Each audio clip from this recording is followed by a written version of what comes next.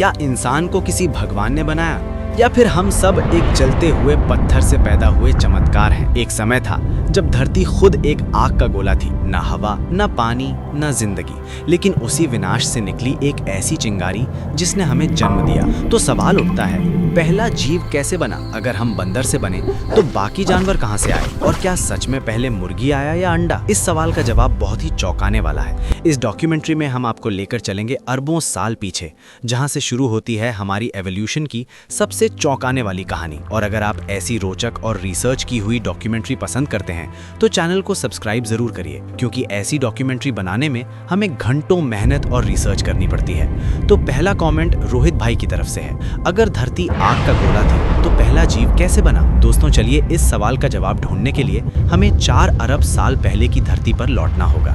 एक ऐसी धरती जहां आज की तरह हरियाली नहीं थी, ना इंसान थे, ना जानवर, यहाँ तक कि नदियां भी नहीं बहती थी। चारों तरफ आग के झरने फूटते थे, जहरीली गैसें वातावरण में उबल रही थी और सूरज की रोशनी भी धरती को झुलसा रही थी।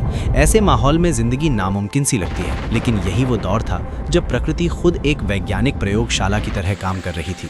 गहरे बादलों से लगातार बारिश हो रही थी, बिजली आकाश को चीर रही थी, धरती के गर्भ से गैसें और खनिज बाहर आ रहे थे।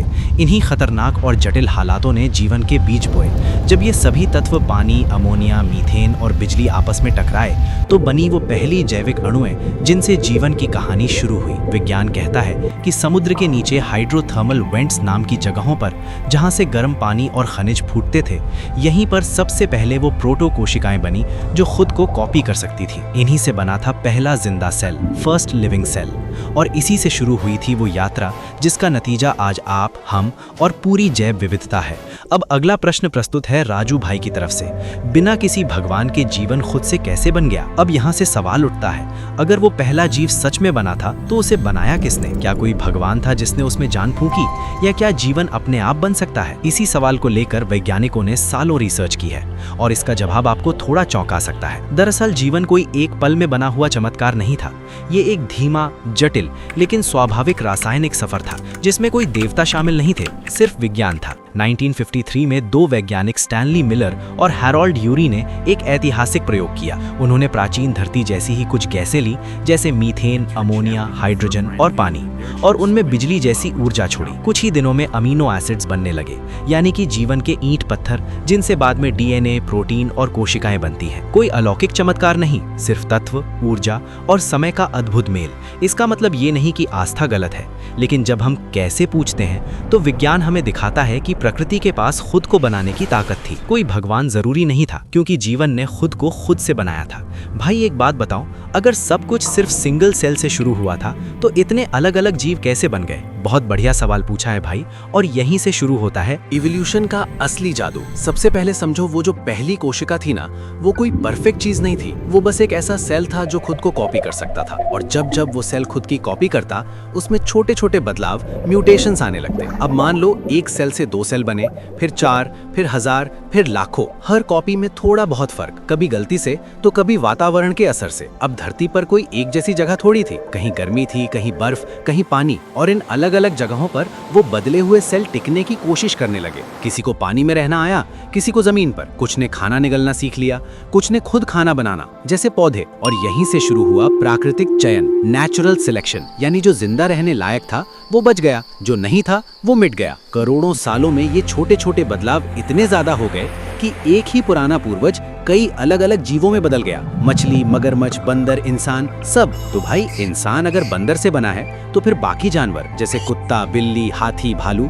ये सब किससे बने? बहुत सारे लोग यही पूछते हैं, और इसका जवाब जानना बहुत जरूरी है। देखो, इवोल्यूशन में हर जीव अपने अपने एंसेस्टर से बना है। इंसान का जो पूर्वज था वो बंदर नहीं, बल्कि बंदर जैसा दिखने वाला एक प्राचीन प्राइमेट था। ठीक वैसे ही कुत्तों के पूर्वज कुछ अलग थे, बिल्ली का वंश कुछ और था, हाथी, घोड़ा, बाघ, सबका अपना इवोल्यूशन ट्रैक है। यानी धरती पर एक कोशिका से शुरुआत हुई, लेकिन समय के साथ वो कोशिकाएं शाखाओं में बढ़ती गईं। जैसे पेड़ की टहनियां, हर टहनी ने अपना अपना रास्ता चुना। किसी ने शिकार सीखा, किसी ने उड़ना, किसी ने दौड़ना, अब मान लो आपके खानदान का पुराना दादा कोई किसान था, उसकी औलादों में से कोई डॉक्टर बना, कोई टीचर, कोई बिजनेसमैन। उसी तरह एक ही जैविक पूर्वज से अलग अलग जानवरों की नस्लें विकसित हुई। डीएनए की कहानी बदलती गई और रूप बदलते गए, इसलिए इंसान बंदर से बना और कुत्ता किसी और पुरखों से, लेकिन सभी का स्टार्टिंग पॉइंट कहीं ना कहीं एक ही था। अगर इंसान बंदर से बना है तो आज के बंदर इंसान क्यों नहीं बनते? भाई ये तो कमाल का सवाल है। इतने लोग यही पूछते हैं। देखो, इंसान बंदर से नहीं, इंसान और बंदर दोनों का एक कॉमन पूर्वज था, यानी कोई ऐसा जीव जो ना पूरी तरह बंदर था और ना इंसान। अब वो कॉमन पूर्वज दो अलग अलग रास्तों पर निकल गया। एक रास्ता गया इंसानों की तरफ और दूसरा रास्ता गया बंदरों की तरफ। इसलिए इंसान और बंदर कजन हैं, पिता पुत्र नहीं। अब सवाल, आज के बंदर इंसान क्यों नहीं बनते? इसका जवाब ये है कि इवोल्यूशन कोई लेवल अप गेम नहीं है। ये जरूरत, वातावरण और समय के हिसाब से बदलाव की प्रक्रिया है। बंदर जंगल में अच्छे से टिके हुए हैं, उन्हें इंसान बनने की कोई जरूरत ही नहीं। इवोल्यूशन तभी होता है जब जिंदा रहने के लिए बदलाव जरूरी हो। भाई अब पेश है क्वेश्चन नंबर 6।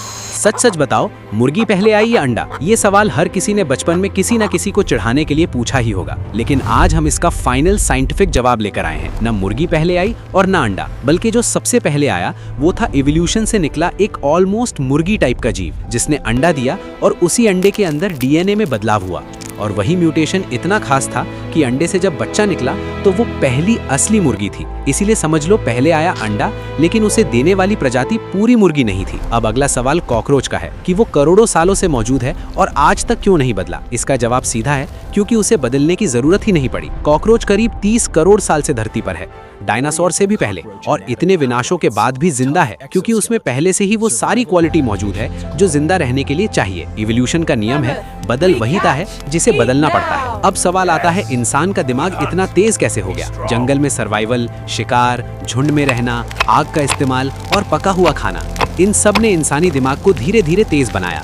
जो ज्यादा सोच पाया वही ज्यादा जिया। अब सवाल उठता है, इंसान के शरीर से बाल कहाँ गायब हो गए? खुले मैदानों में रहने, गर्मी से बचने, पसीने से शरीर ठंडा रखने और कपड़े पहनने के कारण बालों की जरूरत कम होती गई। इसलिए इवोल्यूशन ने बाल कम कर दिए, लेकिन जहाँ जरूरत थी वहाँ आज भी मौजूद है। क्या इंसान को भगवान ने बनाया? ये सवाल हमने शुरुआत में लिया था और बताया था कि जीवन की शुरुआत वैज्ञानिक स्तर पर हुई। इसलिए यहाँ से सीधे अगला सवाल आता है कि इंसान ने भगवान और धर्म की कल्पना क्यों की?